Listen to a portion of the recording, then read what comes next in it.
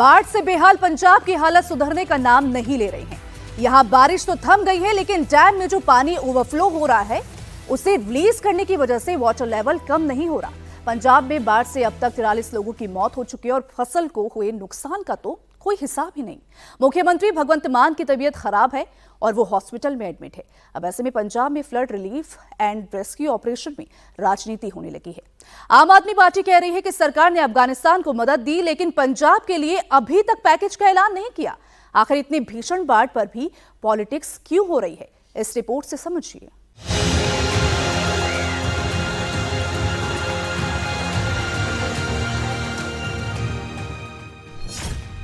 बाढ़ से तबाह और बर्बाद पंजाब।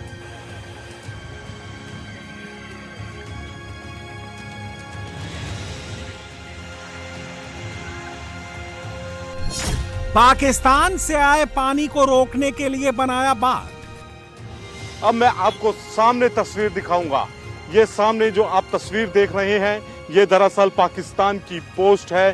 बंकर्स नजर आ रहे हैं। यहाँ पे पाकिस्तान के रेंजर्स जो हैं वो यहाँ पर रहते हैं। आम लोग बढ़ा रहे हैं मदद का हाथ।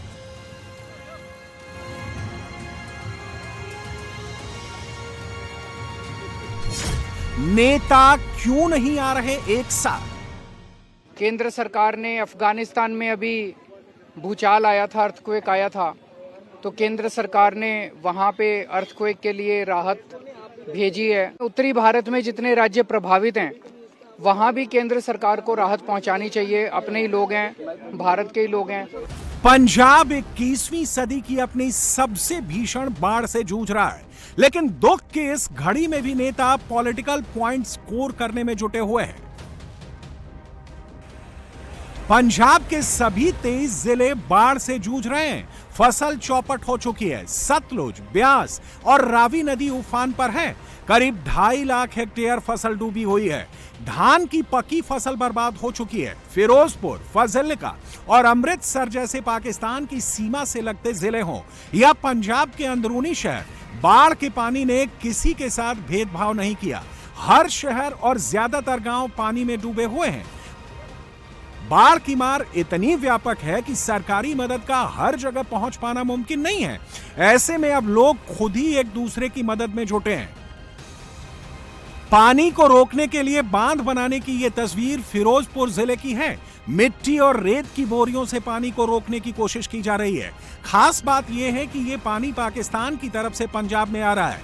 पाकिस्तान भी इस वक्त भयंकर बाढ़ से जूझ रहा है। ये जो आप फेंसिंग यानी तारबंदी देख रहे हैं, ये भारत और पाकिस्तान की सीमा है। पाकिस्तान की साइड पूरी तरह बाढ़ के पानी में डूबी हुई है, जबकि भारत की तरफ पंजाब में पानी को खेतों तक आने से रोक दिया गया है। फसल बच गई है और फसलों को बचाने का काम इसी बांध ने किया, जिसकी गांव वाले मरम्मत कर रहे हैं।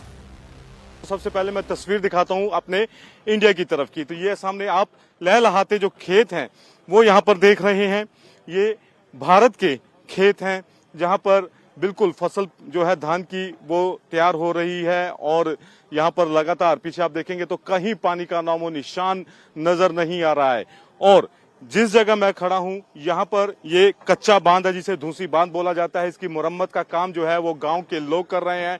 गांव के लोग जो हैं वो यहाँ पे लगातार पोकलैन मशीन और जेसीबी मशीन के जरिए इस पूरे बांध को पक्का कर रहे हैं। बोरियां उनके द्वारा डाली जा रही हैं ताकि जो पानी है वो इस तरफ ना आए। अब मैं आपको सामने तस्वीर दिखाऊंगा। ये सामने जो आप तस्वीर देख रहे हैं, ये दरअसल पाकिस्तान की पोस्ट है। बंकर्स नजर आ रहे हैं। यहाँ पे पाकिस्तान के रेंजर्स जो हैं वो यहाँ पर रहते हैं। और पूरा का पूरा एरिया देखिए, भारत की तरफ सूखा है और पाकिस्तान की तरफ बाढ़ से हाहाकार मचा हुआ है। बीच बीच में पाकिस्तानी रेंजर्स, वो सामने आप जो पेड़ देख रहे हैं, ये जो पेड़ है यहाँ तक अपनी नाव पर आते हैं, क्योंकि उसके आगे भी कुछ हिस्सा जो है वो इंडिया का है और वहां पर नाव से गश्त करते हैं और फिर वो वापस लौट जाते हैं। यहाँ पे पाकिस्तान रेंजर्स नाव के जरिए गश्त कर रहे हैं। और अपने भारत की तरफ मैंने आपको दिखाया स्टार्टिंग में ही कि बिल्कुल सूखा है, यहाँ पर बाढ़ का नामो निशान नहीं है फिरोजपुर के इस एरिया में। लेकिन पाकिस्तान की तरफ बुरे हालात जो हैं, कई किलोमीटर तक जो है पानी ही पानी नजर आ रहा है और उसके अलावा कुछ भी नहीं है। ये तस्वीर इस समय भारत और पाकिस्तान के बॉर्डर की है। फिरोजपुरी नहीं बल्कि वाघा अटारी बॉर्डर पर भी कुछ ऐसा ही हाल है। इस तस्वीर को गौर से देखिए, ये वाघा बॉर्डर है, ये पाकिस्तान की साइड है, जबकि दूसरी तरफ अटारी बॉर्डर है, भारत का हिस्सा। पाकिस्तान की तरफ आप देख सकते हैं कि पानी भी भरा हुआ है और कचरा भी दिख रहा है, जबकि भारत की साइड वाली सड़क पर बिल्कुल पानी नहीं है, सड़क चमचमा रही है। दोनों देशों का अंतर आपको इन दो तस्वीरों से और भी क्लियर हो जाएगा। सोचिए, जिस जगह पर हर शाम को परेड होती है, हजारों लोग जिस परेड को देखने आते हैं, उस जगह को भी पाकिस्तान साफ नहीं रख पाया। बाढ़ से निपटने के लिए वहां कोई इंतजाम नहीं थे, जबकि पाकिस्तान की साइड लोग कम आते हैं। वहीं भारत की तरफ देखिए, हर शाम हजारों लोग यहां आते हैं, फिर भी कोई जल भराव, कचरा और गंदगी नहीं।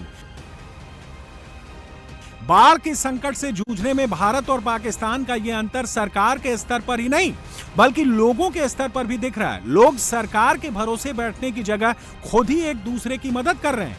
ये जानते हैं कि बाढ़ का पानी गांव या शहर में घुसने के लिए किसी का इंतजार नहीं करता, इसलिए सरकारी मदद की बजाय आसपास के गांव वाले ही मिलकर इसे रोकने का काम कर रहे हैं। उनका जज्बा देखकर अब दूसरे राज्यों से भी मदद उनके पास पहुंच रही है।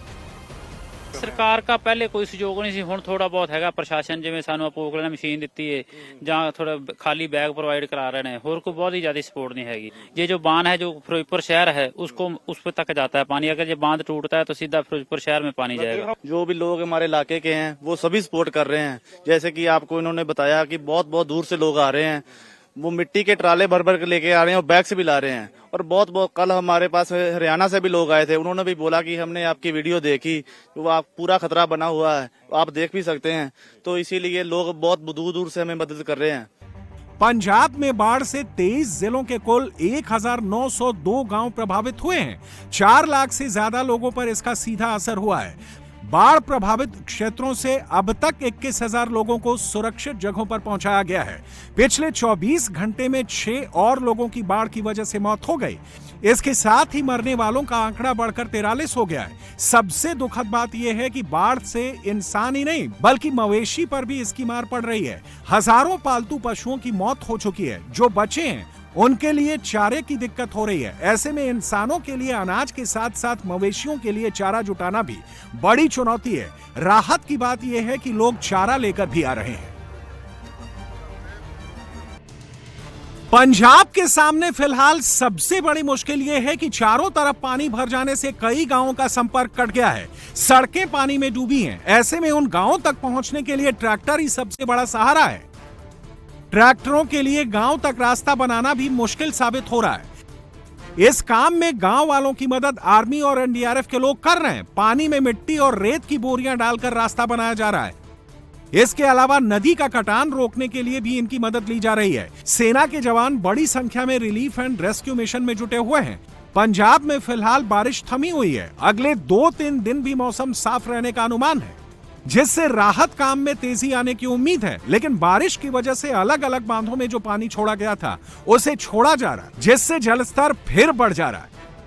ये पानी सतलज नदी से आ रहा है और यहाँ पर पानी लगभग 15 से 20 फीट है। और जो गांव है, गांव में 8 से 10 फीट पानी भरा हुआ है। पीछे से अभी सूचना मिली थी कल की पानी 3,30,000 क्यूसेक छोड़ा गया है। तो इसलिए डीसी मैम ने यहाँ पे गांव के लिए अलर्ट कर रखा है कि आप बाहर निकलो सारे। गांव वाले अभी कल से जब डीसी मैम का भ्रमण गांव में हुआ है तब से गांव वाले लगातार बाहर आ रहे हैं। तो डीसी मैम ने अलर्ट किया है कि पानी आने वाला है, तो आप लोग जो बच्चे हैं, बुजुर्ग हैं, प्रेग्नेंट लेडी हैं, सारे गांव से बाहर निकलो और जो रिलीफ सेंटर बना रखे हैं सरकार में उसमें सारे रहे। बांध से पानी छोड़ना प्रशासन के लिए भी मजबूरी है, क्योंकि अगर पानी रिलीज नहीं किया जाता तो डैम पर प्रेशर बनेगा, जो बाद में भी बड़े संकट का कारण बन सकता है। पंजाब में बाढ़ की तबाही की सबसे बड़ी वजह है व्यास नदी का उफान। व्यास नदी ने इस बार इतिहास का रिकॉर्ड तोड़ दिया। भाखड़ा ब्यास प्रबंधन बोर्ड के मुताबिक इस बार ब्यास नदी में 11.70 बिलियन क्यूबिक मीटर पानी आया है, जो अब तक का सबसे ज्यादा स्तर है। इससे पहले 1988 में डैम में पानी का स्तर खतरनाक स्थिति तक पहुंचा था। तब करीब 10 बिलियन क्यूबिक मीटर पानी दर्ज हुआ था। भाखड़ा डैम का स्तर भी 1679 फीट तक पहुंच गया। जबकि 1988 में ये 1685 फीट तक चला गया था। पानी के दबाव को देखते हुए तकनीकी कमेटी ने डैम से 1.1 बिलियन क्यूबिक मीटर पानी छोड़ा, जिससे बाढ़ का खतरा और न बढ़े। 25 में जो टोटल पानी आया है 1 जुलाई से 5 सितंबर तक 11.70 बिलियन क्यूबिक मीटर, और इसको कहते हैं अनप्रेसिडेंटेड फ्लो, क्योंकि ब्यास में जो भी फ्लो है अनप्रेसिडेंटेड है, मतलब इतना पानी कभी भी पहले नहीं आया है। उसके बाद अगर भाखड़ा डैम की बात करें तो भाखड़ा डैम में भी historically one of the highest आया है। सेना और प्रशासन बाढ़ राहत के काम में जुटे हैं, लेकिन अपनी आदत के हिसाब से नेता इस पर भी राजनीति कर रहे हैं। कृषि मंत्री शिवराज सिंह चौहान ने कल अमृतसर और गुरदासपुर समेत कई बाढ़ ग्रस्त इलाकों का दौरा किया, लेकिन आम आदमी पार्टी के नेता कह रहे हैं कि दौरा करने से कुछ नहीं होगा। सरकार को पंजाब की मदद के लिए आर्थिक पैकेज का ऐलान करना चाहिए। पंजाब के मुख्यमंत्री भगवंत मान तो कहीं दिख नहीं रहे, लेकिन दिल्ली से आम आदमी पार्टी के नेता राहत सामग्री लेकर पंजाब पहुंच रहे हैं। अरविंद केजरीवाल ने कहा कि केंद्र सरकार ने भूकंप से प्रभावित अफगानिस्तान में तुरंत मदद भेज दी, लेकिन पंजाब के लिए अभी तक कुछ नहीं किया। लेकिन किसानों को राहत पहुंचाने का एक अच्छा आइडिया कांग्रेस नेता प्रगट सिंह ने दिया। इस टाइम पूरा उत्तर भारत, जम्मू कश्मीर, पंजाब, हिमाचल प्रदेश, दिल्ली, उत्तराखंड, ये पूरा का पूरा इलाका बाढ़ से ग्रसित है। तो हमारी केंद्र सरकार से भी निवेदन है कि जनता को राहत पहुंचाने के लिए जितना बन सके उतना काम करे। केंद्र सरकार ने अफगानिस्तान में अभी भूचाल आया था, अर्थक्वेक आया था, तो केंद्र सरकार ने वहाँ पे अर्थक्वेक के लिए राहत भेजी है। वो बहुत अच्छी बात है, पूरी दुनिया में कहीं भी आए तो इंसानियत के नाते हमें भेजनी चाहिए। और इसी तरह से अपने उत्तरी भारत में जितने राज्य प्रभावित हैं वहाँ भी केंद्र सरकार को राहत पहुँचानी चाहिए। अपने ही लोग हैं, भारत के ही लोग हैं, इनकी भी राहत के लिए इंतजाम किए जाने चाहिए। जो मुड़ब सेवा है ना, उसकी सबसे बड़ी प्रॉब्लम होगी, क्योंकि जितना दरिया से रेता आता है वो सारा जमीनों के ऊपर ही आएगा। और मैं तो ये सरकार से कहना चाहता हूं कि आप एक नोटिफिकेशन करके जो वाही लायक जमीन है वो किसान को खुद ही उसका रेता उठवा के थोड़ी तो उसकी एक रिकवरी हो जाएगी, उसको पैसे मिल जाएंगे उससे, और दूसरा वो अपनी मेहनत से वो जमीन जो है वो दोबारा जो है खेती जोग बना लेगा। बाढ़ पर नेताओं की इसी राजनीति की वजह से लोग सरकारी मदद के इंतजार की बजाय राहत के काम में जुटे हैं। अब मौसम साफ होने से रिलीफ रेस्क्यू में तेजी आई है, दूसरे राज्यों से भी मदद पहुंच रही है। अब इंतजार है बाढ़ के पानी के उतरने का। पंजाब के 23 जिले बाढ़ की मार से बेहाल है। 1900 से ज्यादा गांव डूबे हुए हैं। भारी बारिश और बाढ़ की डबल अटैक से पंजाब में हाहाकार मचा हुआ है। 43 लोगों की मौत की खबर अब तक सामने आई है। 2.25 लाख हेक्टेयर में फसल भी तबाह हो चुकी है। अब ऐसे में 35 हेलीकॉप्टर के जरिए वहां रेस्क्यू किया जा रहा है और साथ ही राहत सामग्री भी वहां भेजी जा रही है। तो पंजाब में बाढ़ से अब तक 43 लोगों की मौत भी हो चुकी है। 3 तस्वीरें हम आपको स्क्रीन पर दिखा रहे हैं, जहां एक तस्वीर 23 जिलों में बाढ़ की है, तो वहीं 1900 गांव इस बाढ़ से किस तरीके से प्रभावित हुए हैं। तो वहीं तीसरी तस्वीर, राहत और बचाव जो कार्य है वो जारी है। जवान वहां पे तैनात है और एक एक इंसान की, एक एक जान की वो जान बचाने में जुटे हुए हैं। पंजाब में अभी भी रेस्क्यू ऑपरेशन जारी है और लोगों को बचाने के लिए सेना, एयरफोर्स, एनडीआरएफ की टीम ग्राउंड पर है। 35 से ज्यादा हेलीकॉप्टर इस्तेमाल किए जा रहे हैं और लोगों को निकालने के लिए आपदा प्रबंधन की 25 टीमें भी लगाई गई हैं। अब ऐसे में बाढ़ का संकट जिस तरीके से गहराया हुआ है पंजाब में, इसे देखते हुए राहत और बचाव का कार्य भी जारी है। न सिर्फ एनडीआरएफ की टीम बल्कि भारतीय सेना के साथ साथ एसडीआरएफ और पंजाब की जो सेना है वो भी यहां पर मौजूद है और लोगों की किस तरीके से जान बचाई जा रही है, किस तरीके से राहत बचाव कार्य यहां पे चल रहा है, आप तस्वीरों में साफ तरीके से देख सकते हैं। फिरोजपुर, फाजिल्का और अमृतसर में बाढ़ ने किस तरीके से तबाही मचाई है और इस बाढ़ से अभी तक 43 लोगों की मौत भी हो चुकी है।